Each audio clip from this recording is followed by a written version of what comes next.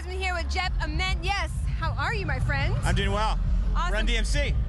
I mean, listen, that is awesome. It is. Okay, gotta ask you about your iconic band that you are a part of. Is there any plan to maybe release another Pearl Jam record?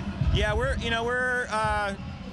halfway through, and we have a ton of ideas. It's just a matter of everybody clearing enough space to finish it up. So, I mean, the great thing at this point is that we're not in really any hurry to do anything. We kind of do things as natural as we can, and some shows come up. Like, I mean, this show only popped up on our radar maybe 2.5 months ago, and so things come up, and we can kind of pick and choose the fun things that we want to do, and finishing the record's taking a little bit of a backseat, but it's always worked better for us to take our time with things. So and get to be a part of really cool stuff like this. Awesome. Yeah. So I mean, incredible. it's awesome that Jay-Z handpicked the acts to play at this amazing festival. That's pretty badass. Well, we didn't even know that we're on his radar. You know what I mean? I mean, you know, you figure he probably heard of us or whatever, but we were honored that we're on his radar and that he thought enough of us to ask us. Obviously, we're in Philly.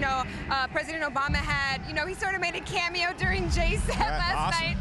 Do you guys know, does Pearl Jam have any sort of I don't know, are you guys down to support President Obama's campaign? Is that something in you guys' future, you think? Well, I would be willing to bet that every member is going to vote for Obama. and the one thing that we're doing this year, we're playing a show in Montana in support of John Tester, who's running for Senate in Montana this year. Yeah. And I grew up in a small town of 800 people with John, and so that's going to be our big political event this year. Yeah. All were reissued deluxe editions. Do you guys have any plans to sort of do that with the Pearl Jam catalog at all? Yeah, I mean the plan was to kind of do the next 3 records at some point. Ed and I were heavily involved with those 2 reissue package. And at the end of the Versus Vitality one, we were just kind of whooped.